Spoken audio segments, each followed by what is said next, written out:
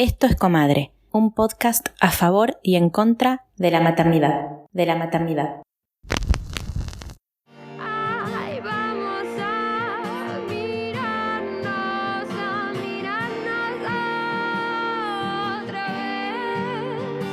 Y si vamos a mirarnos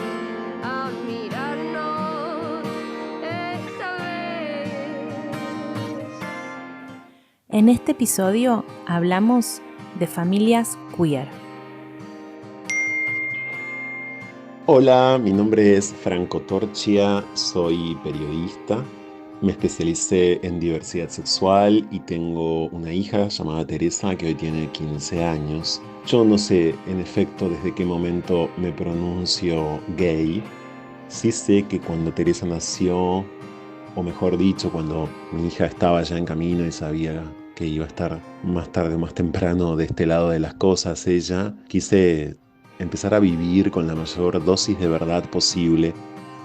Creo que en ese momento empecé sobre todo a afirmarme como varón gay. Con el paso del tiempo e incluso aplicando una suerte como de mirada retrospectiva, siento que ha sido siempre bastante limitante decirme gay o incluso sentirme gay. Prefiero decir también que no soy una persona trans y que no soy una persona heterosexual. Creo que es eso lo que soy. No soy trans y no soy un varón heterosexual. Llegué a la paternidad porque compartí unos años divinos con quien es la madre de mi hija, a quien amé.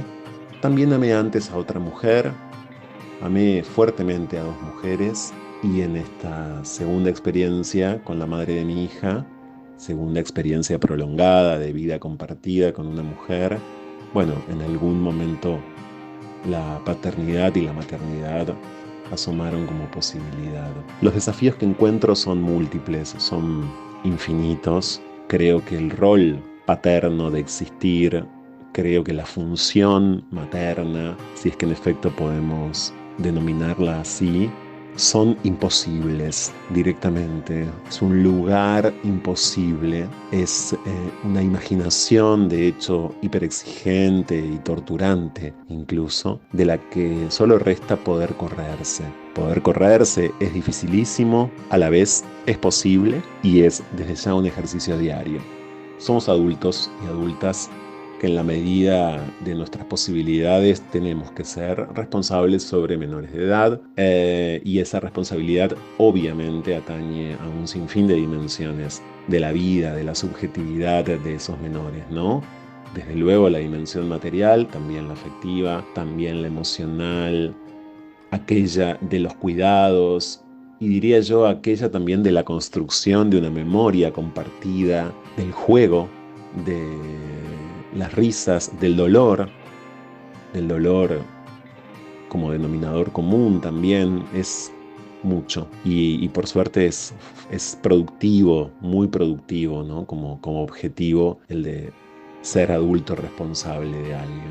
Entonces creo que influye mi paternidad en el modo concreto de trasladar todo esto al análisis y pensarnos permanentemente como sujetos atravesados por contradicciones, por disputas, por tensiones, como subjetividades que nunca somos razas, que tenemos muchos derechos, sobre todo y fundamentalmente el derecho a contradecirnos y a no funcionar sistemáticamente como lisuras que por ser más o menos activistas estamos entonces condenadas y condenados a funcionar de forma intachable. No. Somos reprochables y está buenísimo que así sea, nos equivocamos muchísimo y a la vez estamos explorando permanentemente y esa exploración obviamente incluye trastabillar y desvaríos. Bueno, creo que me nutro de esos desvaríos. La diversidad sexual está repleta de desvaríos, somos nosotros mismos desvíos y desvaríos, por ende, qué mejor nutrición. Mi nombre es Paula, tengo una hija, ella tiene 18 años y yo 44. Ella siempre se percibió como mujer. Cuando cumplió 13 años fuimos a hacer la primera consulta ginecológica, de ahí la primera ecografía. La ecografía lo que decía era que su útero era infantil, inmaduro, sus ovarios muy pequeños, no había signos visibles de una menstruación a corto plazo. Bueno, seguimos esperando, yo había menstruado a los 14, nos quedamos tranquilas. Iban pasando los años, 14, 15, ya sus compañeras habían menstruado prácticamente todas, ella no. La verdad que me empezaban a surgir inquietudes, temores, qué era lo que estaba pasando.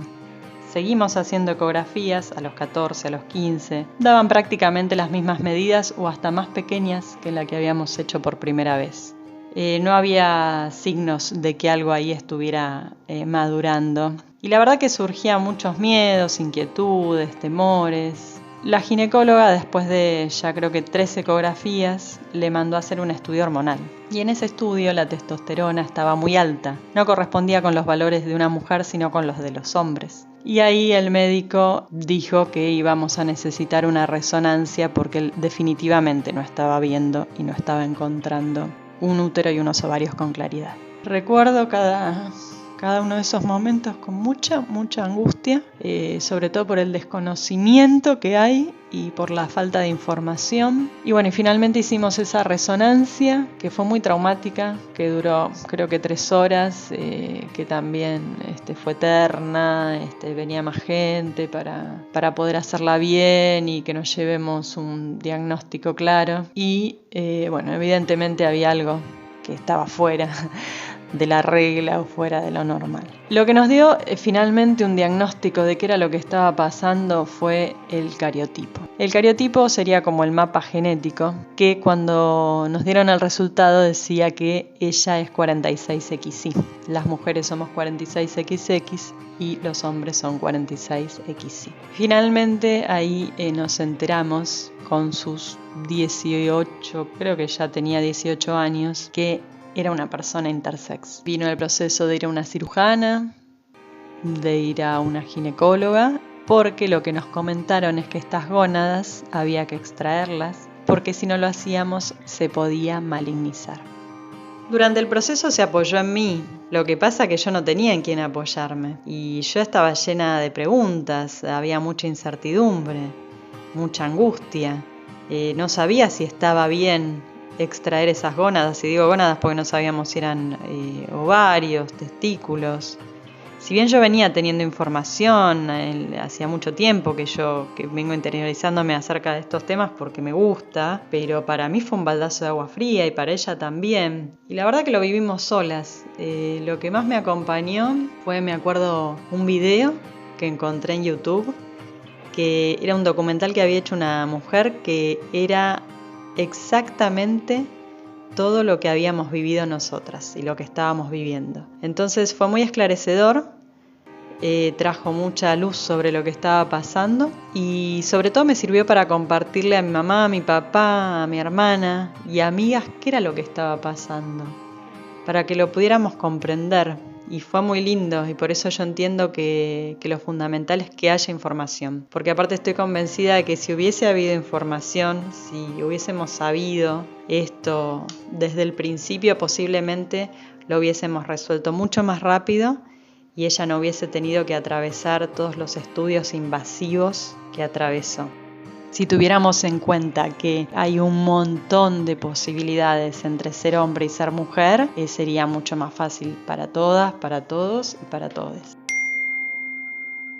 Hola, soy Tete, mis pronombres son ella y ella. Tengo un vínculo sexoafectivo poliamoroso con Tati desde hace unos 3 años y convivo hace unos 3 meses con ella y sus hijas, Emma, de 14 años, y Vini, de 9. Yo les conocí ya crecides. Emma ya tenía un pensamiento crítico. Vini sabía bastante bien qué cosas quería y qué cosas no. Mi participación entonces comenzó un poco por conocerles, acompañarles en el dolor que estaban sintiendo, ayudándoles a ver que lo que sentían no estaba mal, lo lúdico, las tareas del cole. Bueno, yo siento que hay mucho de adaptarse, no solo a las personalidades, sino también, bueno, a la forma de crianza de Tati, que yo veo como revolucionaria y se la deseo a todas las infancias del mundo, especialmente ahora. Respecto a lo queer, siento que, bueno, también hay varias aristas ahí Vini siempre habló con mucha naturalidad de tener 2 mamás y en algún punto hasta con orgullo, me parecía a mí. A Emi le tocó conocer un poco lo peor de los adres del horror. Perdí amistades por tener 2 mamás y eso fue muy duro, principalmente, por su dolor, pero también la culpa que nos generó esto. Es muy difícil de explicar a una nena que tiene libertad de expresión, que puede decir lo que quiere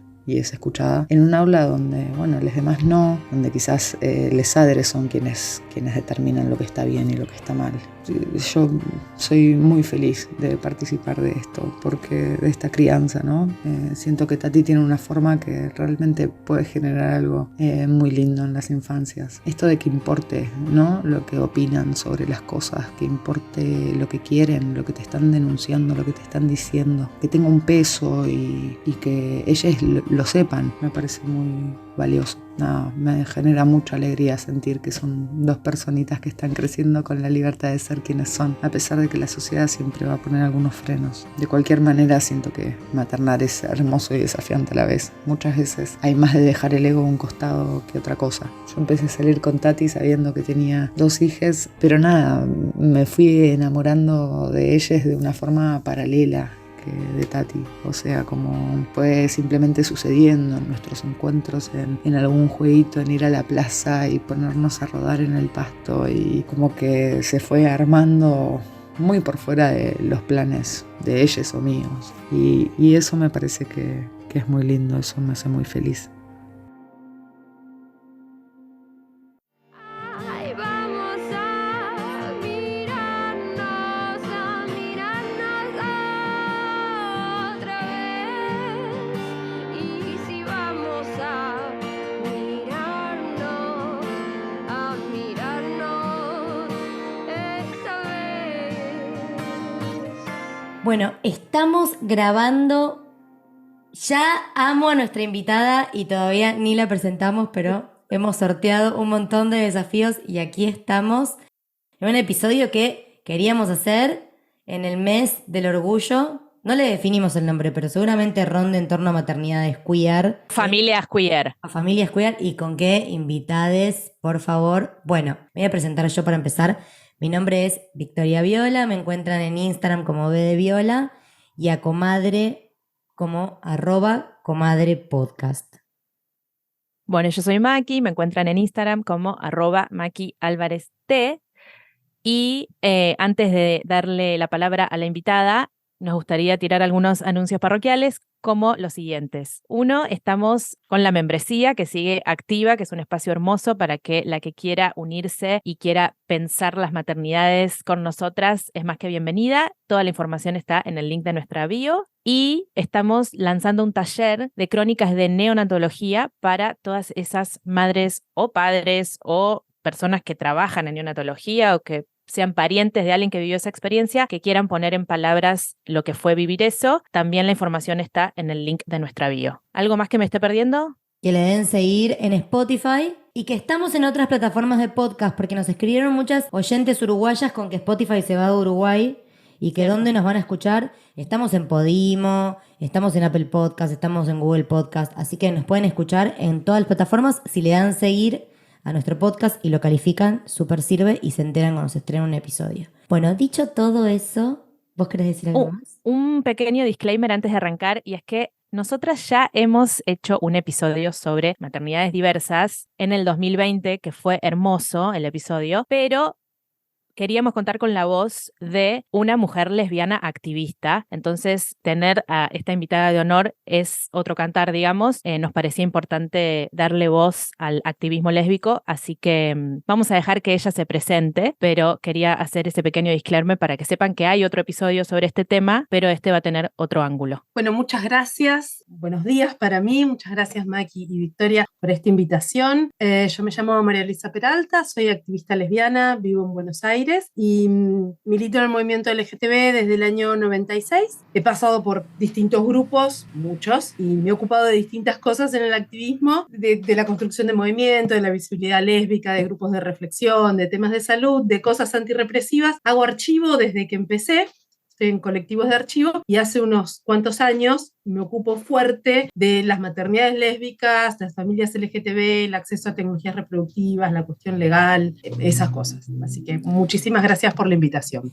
Gracias a vos por estar acá y ya tengo 38 preguntas y solo te presentaste. Para empezar, quiero que nos cuentes más, porque si yo no lo tengo muy claro, seguramente alguien también no lo tiene claro, ¿qué sería el hacer archivo?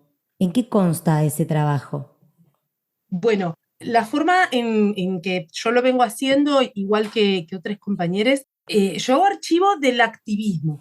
Hay otros archivos que guardan cosas personales. Entonces, yo tengo, por ejemplo, una cantidad de volantes, boletines, fotos, pins, banderas, de grupos en los que he estado, pero también de otras organizaciones, de un montón de actividades, cosas de la Marcha del Orgullo, bueno, cantidad de cosas así. Entonces tengo guardados todos esos volantes, todos esos boletines, revistas, material documental. Y bueno, una de las cosas que hice en 2011 con otras compañeras, hicimos Potencia Tortillera, que es un archivo digitalizado del activismo lésbico en Argentina. Es un blog, se puede visitar. Ahora cambió un poco la composición, pero el archivo sigue estando ahí. Entonces estuvimos ahí como escaneando todas esas cosas, desgrabando intervenciones en jornadas, y se puede consultar eso ahí. Y desde el 2015 estoy en Sexo y Revolución, programa de memorias políticas feministas y sexogenéricas en el CEDINSI, el Centro de Estudios y Documentación en Culturas de Izquierda, que es un archivo muy grande, y ahí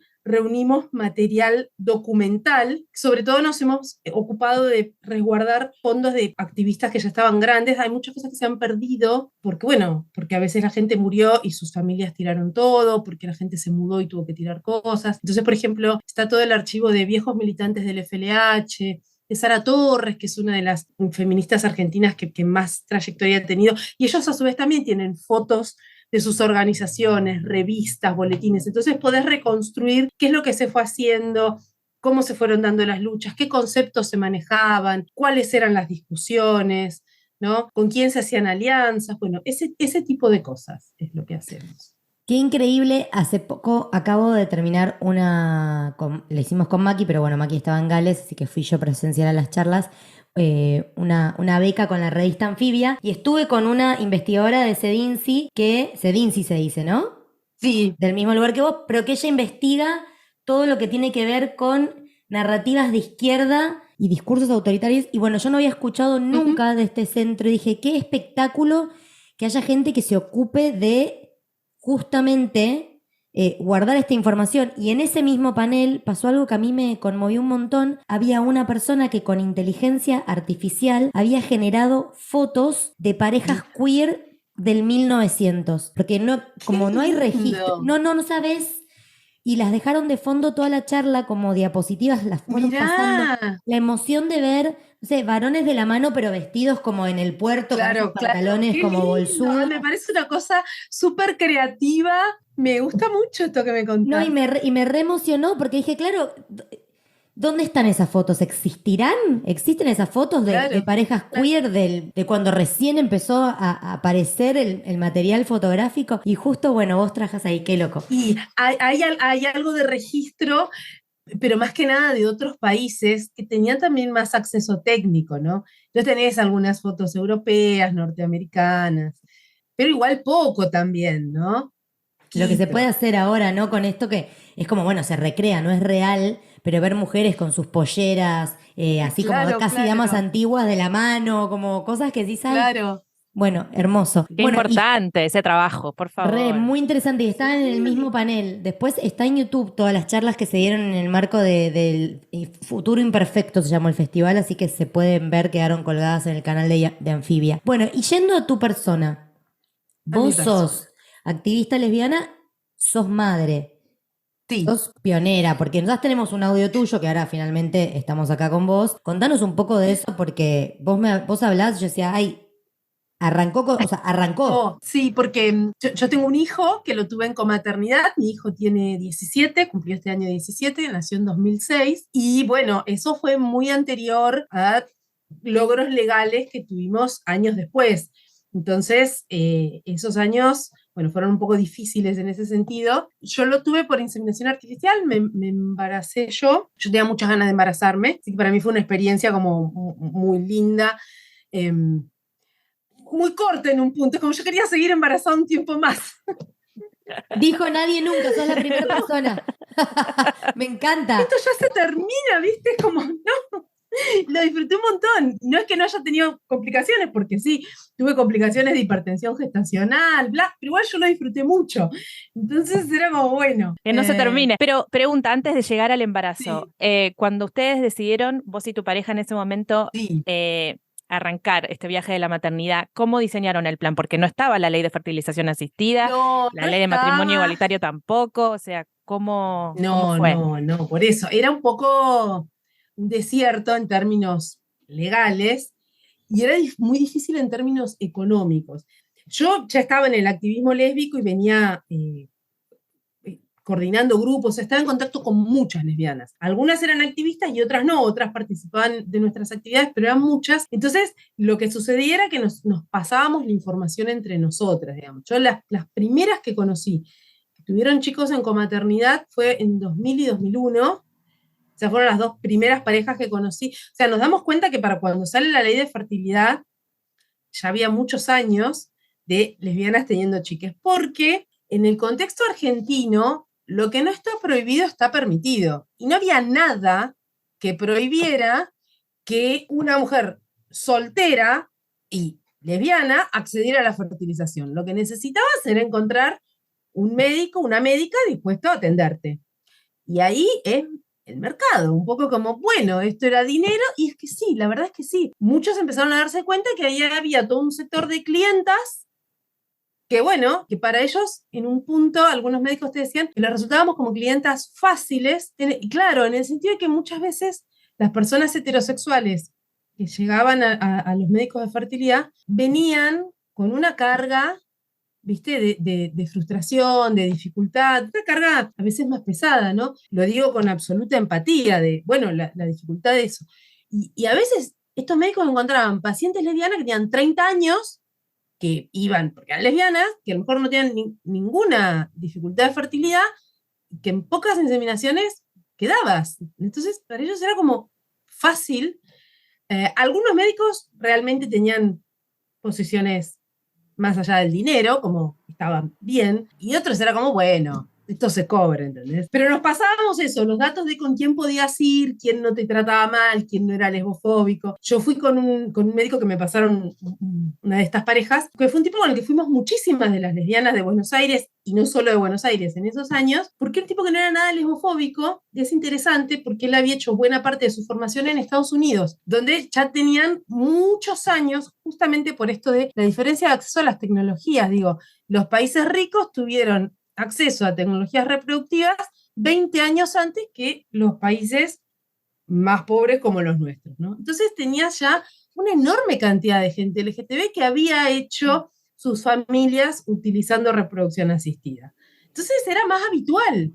Y este ya había venido de su formación, bueno, con esto de, bueno, sí, las lesbianas vienen y se embarazan por inseminación, como algo más habitual, ¿no? Y bueno, y para nosotros era bueno eso, ¿viste? No recibir, porque te digo que incluso después de la ley de fertilidad, pasa que muchos médicos tienen cosas que son lesbofóbicas. Te reciben, te atienden, pero en algún momento deslizan algo, siempre hay algo un poco punitivo de estas lesbianas atrevidas que prescinden de los hombres e igual quieren ser madres, ¿viste? Ay, por favor. Cosas que a Sí. veces son como a veces son más abiertas y a veces son cosas más sutiles que ellos ni siquiera registran, ¿no? Digo, ponele, una pareja hace varias inseminaciones, 3, 4, 5. Bueno, no sucede el embarazo. Y te dicen con total soltura, bueno, hacemos una más y si no cambiamos y probamos que te embaraces vos. No, señor, no es que somos intercambiables. Hay ahí toda una historia de cada una historia de la pareja, una relación de cada una con su cuerpo, unas decisiones que han tomado como pareja, bueno, ese tipo de cosas. Entonces, Ay, Dios, bueno, claro. claro, ¿viste? Es como, Ellos decidían por ustedes. claro, ¿viste? Qué Son fuerte. cosas que no te están insultando frontalmente, no es eso, pero te das cuenta que es una cosa de un borramiento de la subjetividad, ¿no? Esto pues, son totalmente intercambiables y te lo dicen así, ni siquiera es que te dicen, bueno, en algún momento plantearte, a lo mejor pasa esto, está esta alternativa, está esta otra, puedes hacer in vitro, puede ser esto otro, piénsenlo. No, te dicen, bueno, si no, ya está, cambiamos.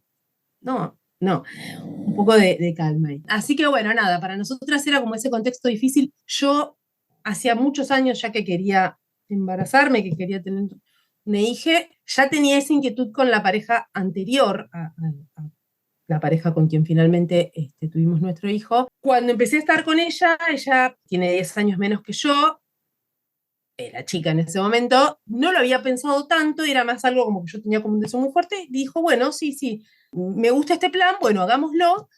Y fue un poco eso, fue reunir el dinero, porque había que pagar todo particular, y utilizar esta información a la que yo ya tenía acceso sobre, bueno, algún par de médicos o centros que no eran abiertamente hostiles y lesbofóbicos. Igual también en esos años hacíamos, bueno, en la conversación con otras lesbianas, hacíamos cálculos, tomábamos precauciones bastante espantosas. Digo, en algunas parejas, la decisión de cuál de las dos se iba a embarazar o cuál lo iba a hacer primero, no era solamente en función de quién tenía más o menos deseo de estar embarazada, sino también, por ejemplo, quién tenía la familia menos horrible.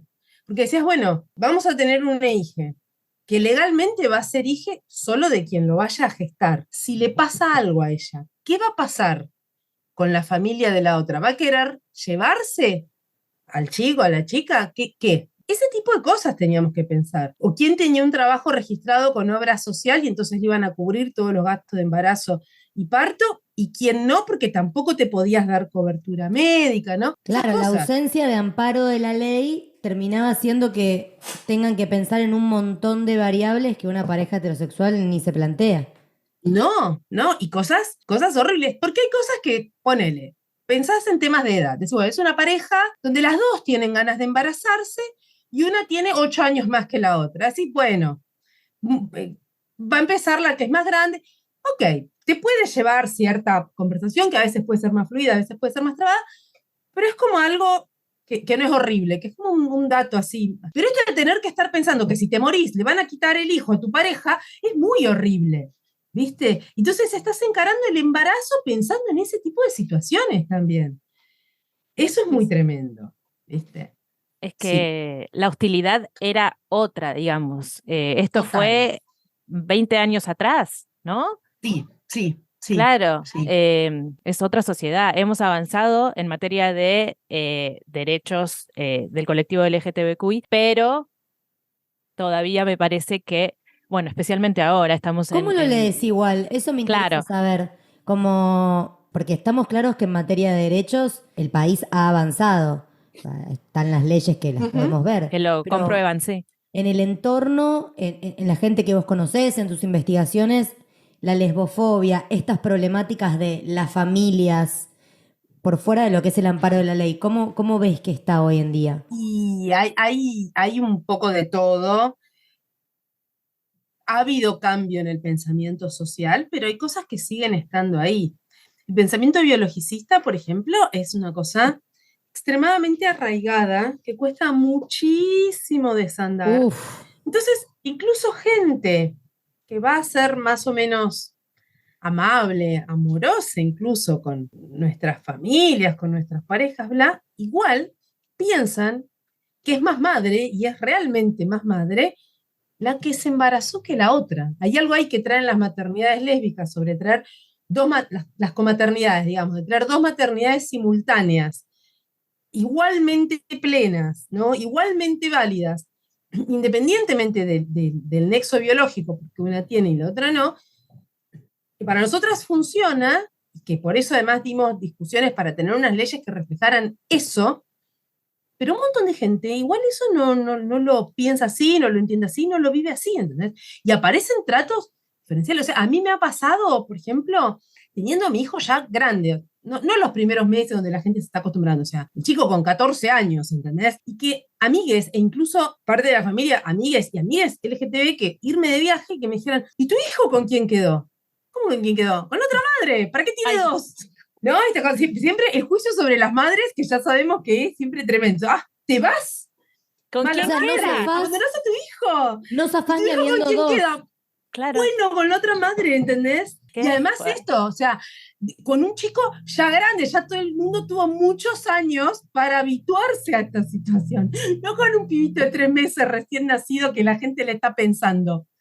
¿Sabés No. que en el otro episodio de Maternidades Diversas, justamente la invitada contó eso, que ella fue la gestante de la pareja y que hubo un trabajo de pareja, porque mismo la otra madre sentía esa herida también de no haber gestado. Y en un podcast muy bueno de Esther Perel, que es como una psicóloga de parejas, creo que ella es belga, bueno, se llama Let's Talk About Love, Hablemos de Amor, creo que es ese podcast.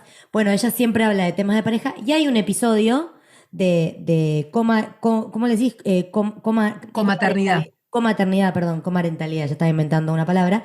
Bueno, y ella... Lo usamos eso también.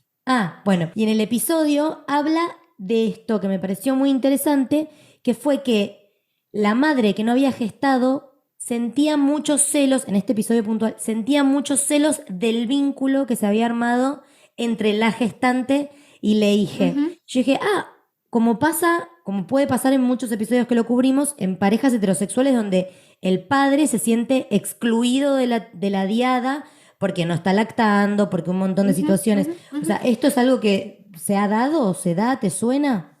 Bueno, sí, porque además tenés todo un universo, digo, es mucha la gente que está en estas situaciones y le pasan cosas distintas. A algunas no les ha pasado y a otras sí. Hay algunas que nunca quisieron embarazarse, digo, así como hay parejas donde aparece esta conversación sobre quién se va a embarazar primero, y no es una conversación menor, porque ha pasado muchas veces que las dos se quisieran embarazar por algún conjunto de razones, deciden, bueno, esta se va a embarazar primero y esta después, y después del primer embarazo hay separación y la otra no se embaraza nunca, por ejemplo.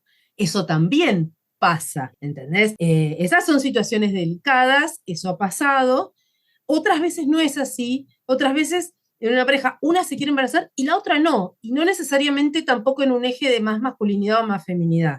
Digo, hay cantidad de lesbianas muy masculinas que se querían embarazar y que se embarazaron, y hay cantidad de lesbianas muy femeninas que no quieren saber nada de embarazarse. Bueno, de hecho Entonces, bueno, hay varones trans que no terminan de interrumpir su menstruación justamente porque tienen deseo de gestar. por En eso, ¿no? Comadre lo hemos Como una, visibilizado y los por eso haters que para mí está aparecieron. esta cuestión de hablar de si tenés o no deseo de embarazarte y la vivencia del embarazo como algo aparte. Pero bueno, digo, a veces tenés eso y entonces a veces no hay mucho celo, a veces sí pasa. Y luego tenés las otras combinaciones posibles, digo. Por eso también tenés parejas de lesbianas que hacen método ropa, ¿no? Recepción de ovocitos de la pareja, donde se toma el óvulo de una, se hace fertilización in vitro y luego el embrión se transfiere al útero de la otra.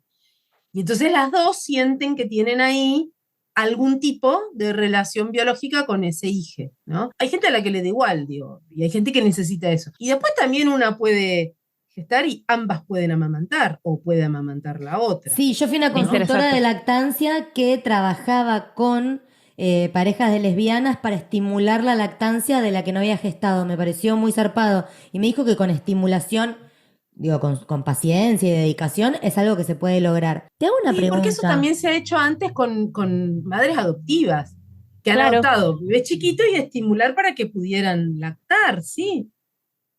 Te hago una Claro. pregunta ahora que cambió el código, y bueno, las leyes son otras.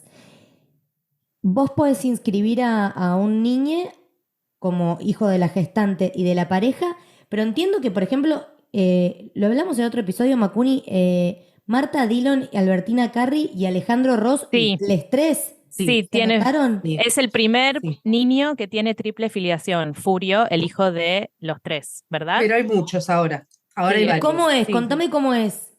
Bueno, ese es uno de mis temas favoritos. Ah, No, porque esto es muy importante. Es muy importante, sobre todo en este contexto, donde ahora tenemos un avance de la ultraderecha en el país. Hay cosas que están en el Código Civil. Y el Código Civil es una legislación muy fuerte, porque para modificarla necesitas una mayoría especial del Congreso, de 2/3 de la Cámara. No es algo que cambias así nomás. Entonces es muy importante que hay muchas cosas que están en el Código Civil. qué hermoso escuchar Una esto que de estás esas, diciendo. Sí, sí, sí. Una de esas cosas es el concepto de voluntad procreacional. La voluntad procreacional es algo que hemos logrado desde el movimiento LGTB, desde personas también heterosexuales usuarias de fertilización asistida, con la enorme alianza ahí de las juristas feministas que redactaron el capítulo de familia del Código Civil y Comercial. ¿no? Aida Kemelmacher de Carlucci y su equipo, Marisa Herrera, Eleonora Lam, otra. Entonces, en Argentina vos tenés 3 fuentes de filiación. Una son las relaciones sexuales, o que se dice a veces natural, otra es la adopción y otra es la voluntad procreacional cuando se usaron tecnologías reproductivas. Y es interesante porque ahí no está la cuestión de cuál es la sexualidad o el género de las personas. No es que, bueno, esto para las lesbianas y ahora hay que agregar a las personas trans. No, no, no. Lo que importa es que se usaron tecnologías reproductivas para gente heterosexual, gente LGTB. Eso es lo que importa. Y entonces ahí, cuando haces el consentimiento informado para el uso de las técnicas, ese mismo documento lo firman las partes involucradas y funciona como manifestación de la voluntad procreacional. Entonces después vas, cuando nace la criatura, con ese documento protocolizado, bla, te acercas al registro civil y anotás en el mismo trámite gratuito, rápido, que se resuelve sencillito, que si fuera cualquier otra, digo, si fueran chicos nacidos de relaciones sexuales, ¿no? Entonces eso es muy bueno, porque es un trámite sencillo, es un trámite gratuito, no tenés judicialización, no tenés nada de todo eso. Eso está, eso sigue estando, eso está en el Código Civil. Y es un concepto que está bueno, porque además tampoco te requiere que te hayas casado. Porque para nosotras fue muy importante que el reconocimiento de la comaternidad no quedara ligado al matrimonio, que es una discusión que tenemos con mucho del activismo LGTB. No, el matrimonio para poder tener hijos. No, no, no, no, no. Son cosas distintas. ¿Entendés? En Argentina vos tenés la equiparación de hijos matrimoniales y extramatrimoniales hace décadas. ¿Por qué íbamos a tener que estar obligadas a casarnos y quedar atrás de los heterosexuales? Aparte, esto que yo les contaba, empezamos a tener hijos usando reproducción asistida a partir de 2001. Para cuando salieron esas leyes, teníamos muchos chicos, y no solo eso, ya nos habíamos separado un montón. Entonces, no me podés decir que tenemos que estar casadas. Una de las cosas que se hizo cuando salió el matrimonio fue sacar un decreto de necesidad y urgencia que te da una especie de moratoria, que si habías tenido hijos antes del matrimonio y te casabas en el plazo de un año, los chicos se inscribían como hijos matrimoniales y ya eran hijos de las dos. Los primeros chicos en comaternidad fueron chicos que nacieron en el contexto del matrimonio. Los reconocidos legalmente, digo. Y muchas decíamos, esto no sirve, porque muchas ya nos separamos. Yo, por ejemplo, ya me había separado de la madre de mi hijo, ¿no? ¿Y por qué no se lo piden a personas heterosexuales? ¿Por qué se lo van a pedir a personas que no ¿Por qué son se lo van a heterosexuales? pedir, viste? Es otra Entonces, desigualdad. Total. Entonces dijimos, esto de ninguna manera. Y bueno, el concepto de voluntad procreacional te salda todo eso. No importa si te casaste, si sos vos sola, si estás en pareja, si no te casaste, tu sexualidad, bueno, eso ya está. El problema es que ese mismo código tiene un artículo que te prohíbe taxativamente que una persona tenga más de 2 vínculos filiatorios. Eso no quedó muy claro por qué entró ahí. Algunos te decían que eso entró porque tenían que, si no, facilitar a la trata de niños. Raro, el argumento es raro, pero está ahí. Entonces, el código este se redacta, después de un proceso muy largo, muy participativo, hubo muchas audiencias, etcétera, lo vota una Cámara del Congreso, lo vota la otra, se aprueba y ahí empieza a correr un lapso de 6 meses hasta que entra en vigencia. Esos 6 meses como de limbo fue el momento en el que se presentó el caso judicial de Marta Albertina Alejandro Furio, que es un caso de capital, y otro, que también era una pareja de lesbianas y un gay, de provincia de Buenos Aires. Esos dos salieron los reconocimientos de triple filiación en ese lapso de 6 meses. Y después, cuando ya entró en vigencia el código que te prohibía tener más de 2 vínculos filiatorios, hubo otros casos. Algunos llevados por vía judicial, otros llevados por vía administrativa, y la verdad es que en los últimos 3 años hubo un montón de reconocimientos de triples filiaciones, y esto lo quiero decir, la mayoría de esos casos han sido para familias heterosexuales, donde las mujeres habían tenido chicos habían quedado embarazadas de uno, pero criaron con otro, bla, ¿no? Y lo quiero mencionar por 2 cosas. Una, porque finalmente la justicia funciona muy rápido para la gente heterosexual, más lento para nosotros, y otra, porque hay cierta idea de que las personas LGTB siempre estuviéramos pedimos cosas, ¿no? Como que siempre reclamáramos y pidiéramos. Y yo quiero remarcar que nosotros aportamos cosas. Entonces, hemos traído este concepto de voluntad procreacional después de lograr una ley de fertilización despatologizante. Acá se suele hablar de las leyes obtenidas en el kirchnerismo y te dicen matrimonio igualitario, identidad de género. Bueno, y fertilización asistida, que es igual que identidad de género, una ley despatologizante, no te requiere diagnóstico de infertilidad. Y eso lo aportó el activismo lésbico.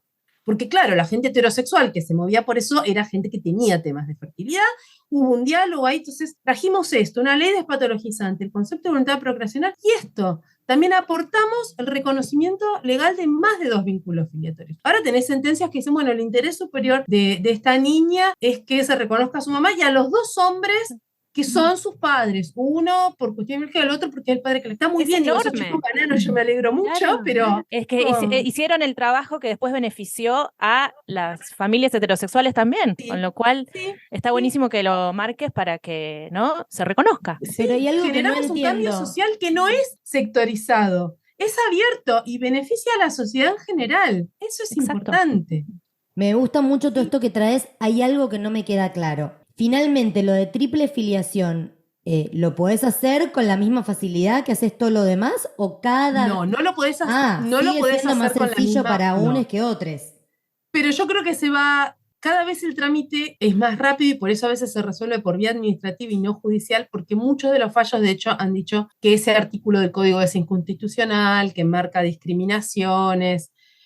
En algún momento eso se va a agilizar aún más. Tiene esto que digo, ¿no? Que modificar el código es difícil y además si lo pones en discusión, se puede discutir todo. Pero si va pasando esto, y claro, si vos abrís una ley, o en este caso el código, y podés discutir absolutamente No, yo estaba todo. celebrando que sea difícil por todo lo que nos dicen que nos van a Es quitar, que sí, pero claro, es que sí. está ese Pero- otro problemita. Pero esto finalmente se va haciendo como cada vez más ágil. Lo mismo está pasando con subrogación. Vos no tenés acá una regulación legal de la subrogación, pero los casos judiciales son cada vez más ágiles. Y de hecho, en Ciudad de Buenos Aires ni siquiera se judicializan como antes, son ya casi administrativos, ¿no? Entonces, con las triples filiaciones, yo creo que eso cada vez es como más automático. Si bien necesitas una cierta intervención, cada vez tiene menos obstáculos, ¿no? Porque además, de nuevo, tampoco es que estamos inventando mucha cosa. Cuando empezamos las lesbianas a embarazarnos, ¡qué horror! Esos chicos no van a tener padres. Bueno, eso lo inventó el patriarcado, ¿no? Desde el inicio de la humanidad, muchos hombres, bueno, se fueron. Las mujeres criaron solas, esos chicos tampoco tuvieron padres. Es la misma diferencia es que acá gente estamos que- decidiendo. Es la misma gente que después celebra a la legisladora electa Lemoine diciendo que los padres tienen derecho a renunciar a la paternidad. O sea, es la Es que- incoherencia máxima. Sí, pero es que para mí ahí la cuestión no es si hay o no un padre, la cuestión es, bueno, quién decide. Si el hombre decide borrarse, está todo bien. Si acá tenés mujeres que deciden que no necesitan un padre, es demasiado poder en manos de las mujeres. Eso les da problemas, ¿no? Y acá también, digo, la gente heterosexual se ha separado, y la gente LGTB que ha estado en relaciones heterosexuales también se ha separado, y después la gente, a veces, las cosas salen como muy bien, forma otras parejas, se ensamblan familias, y se establecen vínculos de maternaje y paternaje de esas nuevas parejas con los chicos que vienen de relaciones anteriores. A veces, viste, la gente se separa teniendo chicos de 3, 4 años, capaz si tiene 18 funciona distinto, pero con chicos chiquitos forman otras relaciones, los pibes conviven, bueno, y la verdad es que de hecho terminan teniendo un poco 2 madres, 2 padres, ¿no? Como, Por supuesto, eso es a lo que iba. Ustedes hicieron un trabajo enorme para incluir a un montón de modelos de familia diferentes. Sí, Pasa que se nos inculcó la familia nuclear, madre, padre, hijes, cuando ya hemos visto que eso no sucede. Y de hecho, la gente que se horroriza con esto es la que se horrorizaba con el divorcio, ¿no? Porque estaban rompiendo con ese cuadrito de la felicidad familiar. Y no. o sea, Rompen está con la comprobado. familia, claro, sí. Sí. sí. Así que enorme el trabajo que hicieron. Te agradecemos de corazón. Un poco también lo hicimos en defensa propia, ¿no? Y también para poder vivir las vidas que queríamos, Por para supuesto. poder concretar esos deseos de maternidad, de paternidad. Qué cansador saliendo- todo lo que hay que hacer para vivir la Qué vida. cansador, Una que- sí. digo, Sí, porque a sí, veces sí, una está tal cual, que luchadora trabajar y mucho. está copada y tiene ganas y le agarra la vendetta y a veces decís, dale, loco, déjenme vivir, por favor. Sí, sí, sí, tal cual. Un extra, Como- necesitas de energía ahí, de trabajo. Como esa pancarta que sostenía una señora mayor en una marcha feminista que decía, estoy harta de estar luchando hace 75 años por No esto. puedo creer que tengo que seguir hablando de esta misma mierda, claro. Sí, sí, sí. Bueno, vos ibas a hacer una pregunta, Macuni. Sí, no, yo quería salir de los términos legales para hablar un poco Sí. de la sociedad en esa época, que fue mediados de los 2000, ¿verdad? Cuando te convertiste en madre. ¿Cómo fue la reacción del entorno? ¿Cómo fue, qué sé yo, el sistema educativo? ¿Qué conversaciones se tenían entre ustedes? ¿Qué pasaba? Bueno, esto que te digo es que las familias, la mía era muy hostil, por ejemplo, esa era una gran preocupación que teníamos. También por temas de clase, digo, yo vengo de una clase media estándar que tiene estas ideas de las familias cuadraditas. La madre de mi hijo viene de clases populares donde también hay otros modos de familia, ¿viste? Familias extensas, ensambladas, chicos criados porque alguno quedó suelto, como otras relaciones también de maternaje. O sea, ahí había menos problema, lo cual era contraintuitivo para cierto pensamiento de progresismo clase media, ¿no? Porque siempre aparece esta idea de que la discusión de derechos sexuales no es problema de las clases populares que tienen que comer. Como la verdad que sí, la gente está en todas las clases sociales y esto aparece en todos lados y todo el mundo lo puede entender además. Y eso, por ejemplo, aparecía en la discusión educativa, porque cuando empezamos a tener los primeros chicos, era un poco esto de decirte, bueno, habría que mandarlo, ¿por qué no te fijas en la escuela Waldorf de Palermo? ¿Viste? Esta idea de que era como algo muy raro, muy especial, que necesitabas como una escuela muy especial para poder mandar a tu hija y que no hubiera un drama porque tenía dos madres. Yo vivo en Ramos Mejía, que es La Matanza. Mi hijo fue siempre a la escuela pública en La Matanza. ¿Sabés qué es un hijo de lesbianas en la escuela pública de La Matanza? Una mancha más en el tigre, porque acá diversidad familiar quiere decir muchas cosas, muchas. ¿Entendés? Entonces tenés un montón de, bueno, algunas pocas familias, mamá, papá y los chicos, poquitas.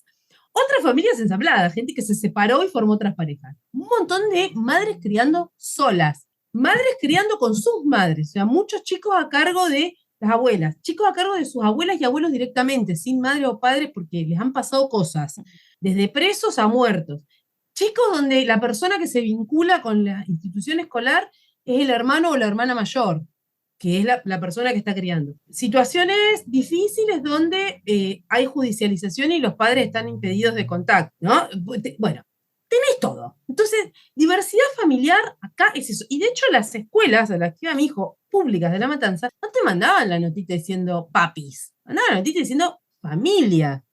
Pero por esto que digo, porque a veces, bueno, no estaban los papis, a veces eran los tíos, los abuelos, los hermanos, viste, como otra cosa. No es que, uy, nosotras venimos a inaugurar la diversidad familiar. No, diversidad familiar es muy amplia, hay muchas cosas que suceden ahí. Entonces era como, incluso te digo, para las maestras era, acá no hay un problema judicial, no hay un problema de violencia, listo, es fácil. Fin. Mira qué bueno que traigas esto, porque corre mucho prejuicio. Mi hijo que va a un jardín progre, pipi, pipi, con toda la bola, acá en Vicente López, digo, por lo menos en nuestra sala no hay, por ejemplo, pareja de lesbianas con hijes. Digo, capaz tendría una conversación que suscitarse que vos no tuviste que atravesar. Sí entiendo, por ejemplo, que Tati, que el TT, su pareja, lo cuenta en el audio, tuvo algunas situaciones en el colegio porque era una escuela pública donde había mucha gente muy religiosa y ahí o sea, justo tocó Bueno. en un barrio donde había, Sí, te no voy a puede decir la religión pasar. para no estigmatizar, pero bueno, ahí se puso un poquito picante el tema. Bueno, te puede pasar, pero digo, en todo caso tenés como justamente cada caso de cada escuela, no es que te va a funcionar siempre bien en un barrio y siempre mal en otro, Claro. bien en lo privado, mal en lo público. No, bueno, es un poco esto. De hecho, mi hijo tenía un compañerito de jardín que era un nenito de una familia evangélica. Y medio que el nenito era estigmatizado por evangélico, ¿entendés? Claro, Porque, se le dio bueno, vuelta la tortilla. y es que, claro, viste, hace varios años eran iglesias más minoritarias, un mito divino. Otras cosas, igual la escuela tiene otros problemas. Digo, pasaba, a veces tenés maestras que son muy geniales y a veces tenés maestras que son súper conservadoras. Entonces había maestras que reforzaban segregaciones de género con cosas súper estereotipadas sobre la expectativa de género, sobre las nenitas y los nenitos. Bueno, pero eso te puede pasar en un privado que te sale petrodólares en Pero, y eso, Palermo. y eso es general, ¿viste? Y ese es un problema grande, general, no solo para los hijos de las lesbianas. Es como, esto es problemático, ¿viste? Bueno, es que por Entonces, eso bueno, la nada, belleza como de que- la ESI, ¿no? También, porque Florentino, aunque no tiene amigues con familias de, no sé, dos mamás o dos papás, él vino después de una clase de la ESI a decirme, mamá, las familias pueden ser de dos mamás, de dos papás, hay chiquitos Claro, que están claro, con sus abuelos, sí. pero eso se lo trajo la ESI y la conversación que se suscitó en raíz a eso. Y también tener presente que pasan muchas cosas Y hay muchos ejes de estigmatización y de vulneración sucediendo juntos, ¿no? Digo, mi hijo, que lo gesté yo, es un pibe bastante blanquito. Y a veces ha habido cosas de más hostigamiento a sus compañeros. A este hijo de lesbiana, pero blanco, lo han molestado menos que algunos compañeros más morochos. A uno de los compañeritos de primaria que lo enloquecieron porque el pibe era gordo. Entonces, ay, ¿dónde vas a mandar a tu hijo? Vos que sos lesbiana. Mira, el problema lo tuvo este nenito gordo. Dramático, quiero decir, la escuela no lo manejó bien. Pero como se pierden de vista esto, ¿no? Que hay muchos ejes en los que a veces sucede discriminación, estigmatización y que ocupamos posiciones simultáneas, ¿viste? Entonces, bueno, hay que como tener en cuenta esos panoramas amplios para esas cosas. Ahora que mi hijo está en secundario, que tiene 17, me dicen a veces, ay, ¿y tu hijo no tiene problemas en la escuela porque tiene 2 madres? Y yo sé, mira, la verdad que en la generación de mi hijo, un poco garpa, es un plus ser hijo de lesbiana. Eso te iba a preguntar, porque sí, porque la entrevistada del episodio de Maternidades Diversas tenía una hija chiquita que en ese momento tendría 3 años, entonces no le pudimos preguntar cómo fue que ella manejó el tema durante su adolescencia, pero tu hijo tiene 17. Mi hijo tiene 17, va a la pública en Morón, ¿no? Claro. Una escuela pública muy grande de Morón, el viejo nacional, que es la Dorrego de Morón, es una escuela inmensa. Les quiero contar esto, porque ustedes me preguntaban sobre el tema de la no monogamia. Yo soy una persona no monogámica, lo soy desde hace 30 años, la madre también. Esta es otra cosa, ¿no? Yo en general hablo de la madre de mi hijo, y la gente se queda viendo, pero ¿no sos vos la madre? Yo soy la madre, ella también es la madre. Pero siempre aparece este lugar de la otredad, y la otra madre es la que no gestó, fíjense, ¿no? Y eso también hablar con las compañeras, ¿no? Cuando llenamos los papelitos de inscripción en la escuela, dice madre, padre, y tachan, ¿no? Y decirle a las compañeras, che, todas las que gestamos, ¿podemos tachar donde dice padre y poner los nombres nuestros? ¿Por qué donde dice madre vamos de cabeza a poner el nombre nuestro y tachamos padre para poner el nombre de la que no gestó? Se sigue replicando esa cosa biologicista, ¿no? Entonces, compañeras, hagan el esfuerzo. Donde dice madre, ponen a la otra. Y ustedes que gestaron donde dice padre, tachan y ponen su nombre para desarmar esto, ¿no? Está bueno eso que traes. Entonces, hermoso. es que eso pasa, ¿viste? Y es eso, yo, bueno, la madre de mi hijo. Ahí. La madre de mi hijo también es no monogámica, el chico se ha criado con eso. Bla. Su curso, 5º año de secundario, acá en provincia son 6 años. Entonces hay compañeros trans, compañeras trans, compañeros no binarias, compañeritas lesbianas, este viene y te cuenta de la amiga que le gusta, la otra amiga de la otra división. Todo esto, no hay ningún problema. Los pibes todo esto te lo acomodan. Lo que no te acomodan, es terrible, es la no monogamia. Ay, por favor, vos podés ser, no sabés lo que podés ser adolescente, lesbiana, gay, no binaria, trans, cualquier, pero no sabés la monogámica. reivindicación que siento escuchando esto, porque yo vengo diciendo, tengo otro podcast donde hablamos de vínculos, donde vengo diciendo que es como el closet a derrumbar, la no monogamia. Pero sí. Y la gente me mira como, bueno, no, bueno, es real. Gracias. Es real. Sí. Pero vos sabés que mi hijo vino hace un par de meses a contarme que había habido, estaban como si te dijeran en la clase de historia, ponele, ¿no? Y uno de los pibes dice algo, y una de las chicas le dice, callate, vos cornudo. Y el profe divino interviene y le dice, ¿por qué le estás diciendo cornudo? ¿Por qué estás usando esto como... Y abre toda una conversación sobre la cuestión de la monogamia, la no monogamia. El profe, lo amé, un tipo que se pone en el lugar de no monogámico, bla.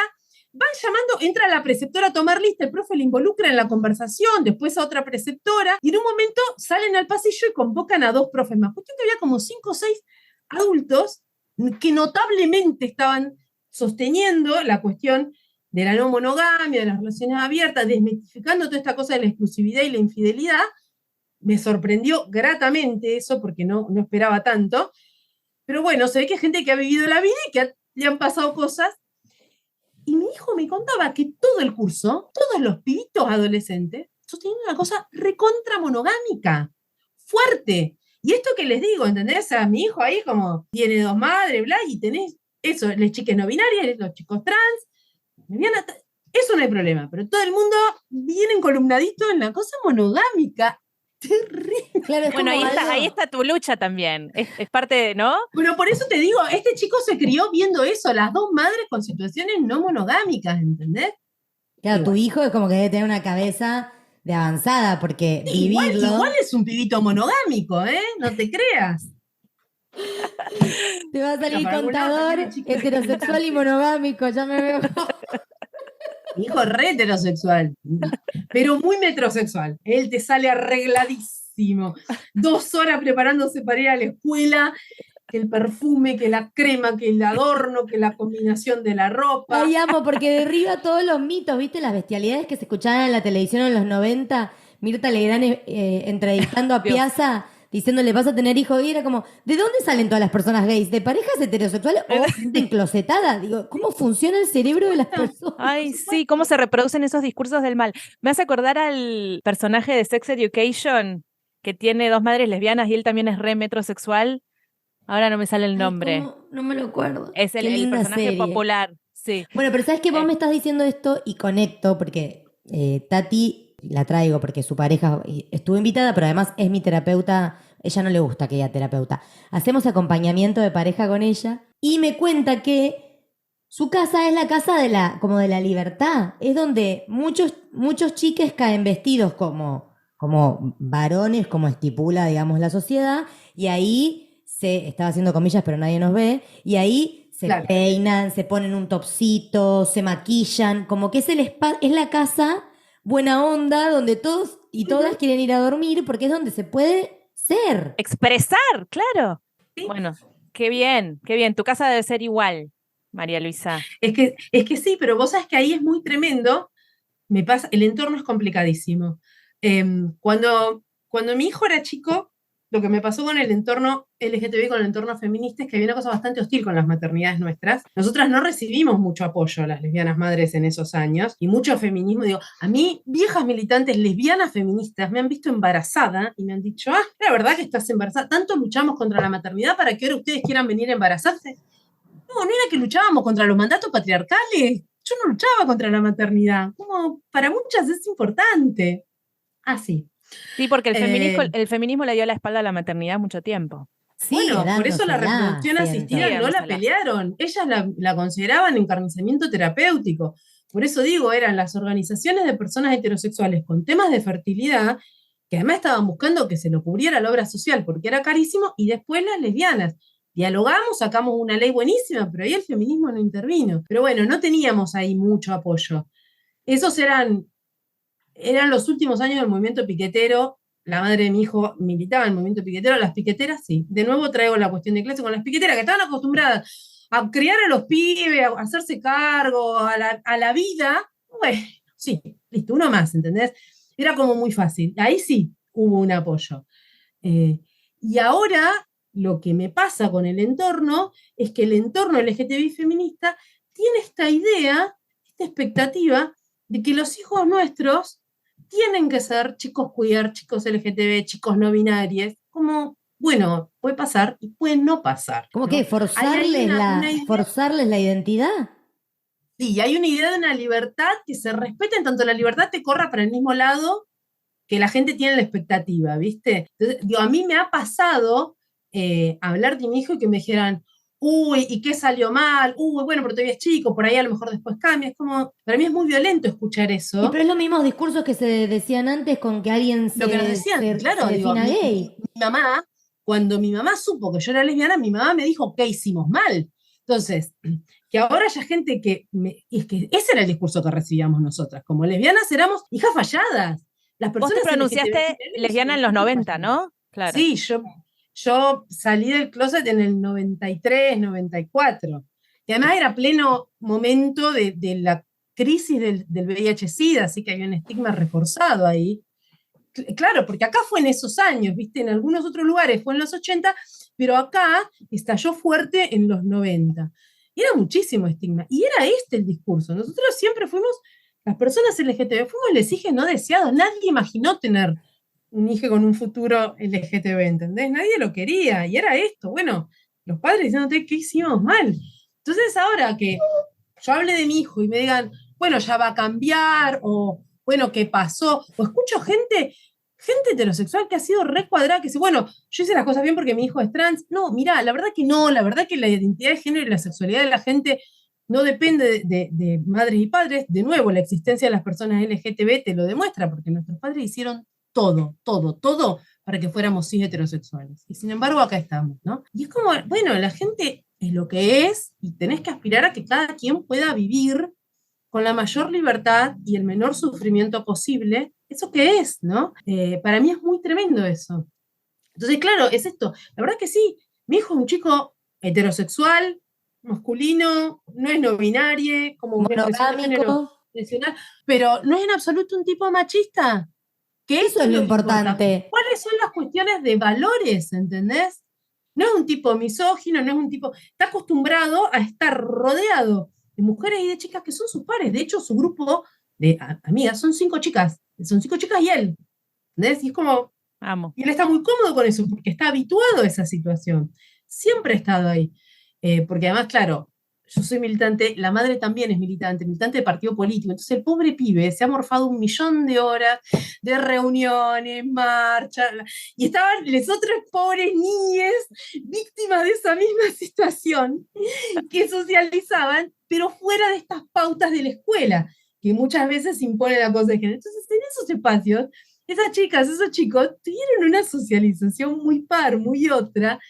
¿Viste? Entonces, bueno, digo, yo Re tengo mucho orgullo nutritiva de mi hijo, siento. Sí. y es que sí, ¿entendés? Porque es Sí, esto, digo, es un pibe que no tiene esas posiciones machistas, misóginas, homofóbicas, racistas, ya me hubiera gustado y tener otro tipo de 17 valores. años y ser amiga de tu hijo, imagínate. No, y digo, bueno, nosotros hacemos este podcast, pero para mí ese sería un triunfo en términos, si podemos establecer como algo que salga bien o mal, porque en realidad estamos hablando de personas que son sujetos de derecho, pero para mí que mi hijo, porque por ahora se autopercibe varón, mi hijo no sea machista, es un triunfo y después la elección que tenga es la elección que va a tener. Bueno, pero ¿sabes qué? No me termina de sorprender porque pasa mucho en el colectivo y yo lo he charlado con muchos amigos, con les bisexuales. Yo he hablado con Sí, amigos varones homosexuales y si hay amigas gente mujeres maltratada, son las lesbianas personas bisexuales. como si no existieran, estamos confundidas, pasan cosas, ¿viste? Como no te Sí, sí, sí, sí. decidiste, sos medio cagona, no terminaste ahí del closet. Y Traidoras, gente peligrosa, gente que te expone. bueno, y lo he hablado y es como, ¿por qué esta creencia con lo que han pasado ustedes como colectivo, hacérselo a la LGB? Es por, bueno, no he llegado a ningún buen puerto, se me ríen, nunca he Sí, logrado sí, sí. penetrar ahí, pero bueno.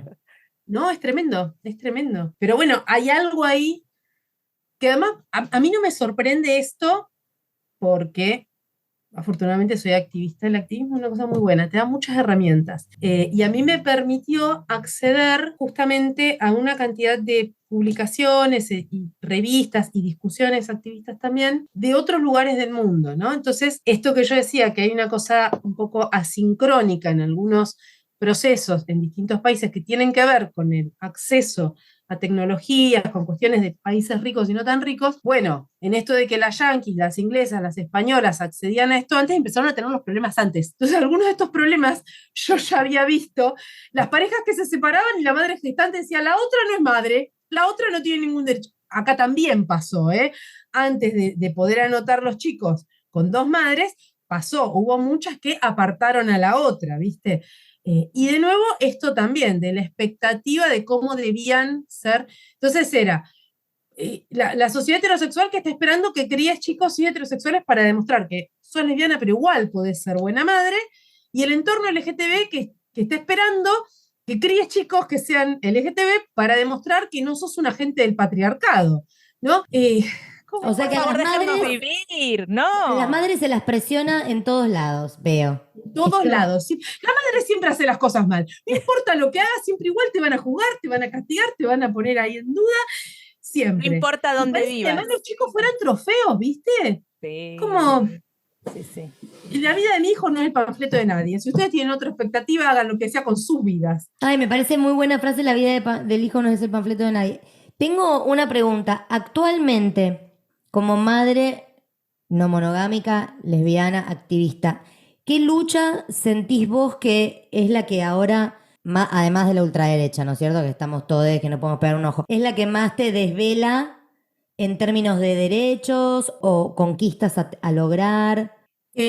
Bueno, yo de hecho trabajo en el activismo internacional y una de las cosas es que tenemos una gran heterogeneidad en la región de Latinoamérica y el Caribe, de las Américas en general, te diría, porque bueno, tenemos en Argentina, en parte en Uruguay también, y en Colombia, y en algunos lugares de México, como el DF, una legislación que es infinitamente más avanzada que la que hay en otros países de la región, que la que hay en Estados Unidos, que la que hay en España. Y en España hasta hace poquito las lesbianas se tenían que casar para anotar los chicos con dos madres. Sí, lo contó la del otro episodio, ¿te acordás que tuvo un ¿Viste? temón porque la pareja era Sí, alemana?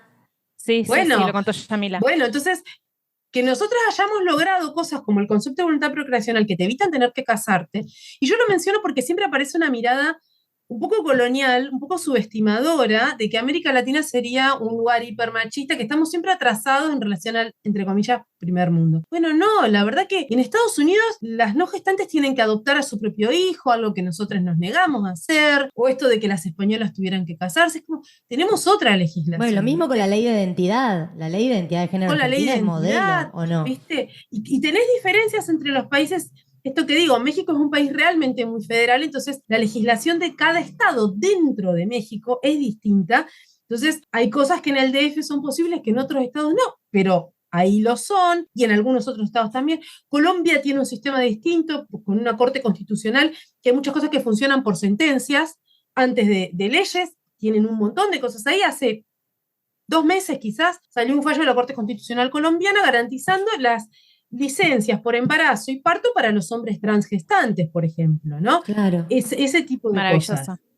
Entonces, ¿qué tenés acá? ¿Qué tenés en Uruguay? Uruguay tiene casi la misma legislación que nosotros, pero la región es muy heterogénea. Entonces, por un lado, a mí me interesa como a poder avanzar la situación de las familias LGTB en la región. No sé si nos queda tanto en términos de leyes dentro del país, nos queda claramente mucho trabajo de cambio cultural. Hay Sí. algo ahí de cambio social, de cambio cultural, que falta, y además me preocupa no solo los sectores antiderechos religiosos y la ultraderecha, que a veces es religiosa y a veces es más laica, me preocupa también toda una corriente reaccionaria dentro del feminismo, que es un feminismo esencialista, que es un feminismo profundamente antitrans, antitrabajo sexual, y que tiene también ideas muy horrendas en relación a la reproducción asistida, tienen una idea muy sesgada sobre la subrogación, sobre la donación de óvulos, porque creen que solo se hace donación de óvulos para subrogación, desconocen que la donación de óvulos la usan un montón de mujeres heterosexuales que se quieren embarazar, es como, además de lesbianas, ¿no? Es como, tienen una mirada ahí que realmente es muy esencialista y está anclada en un reduccionismo biológico, y el reduccionismo biológico sigue siendo una cosa del biologicismo, algo que está muy impregnado en la sociedad. Yo soy bióloga de formación, no trabajo más en eso, pero soy bióloga. Entonces,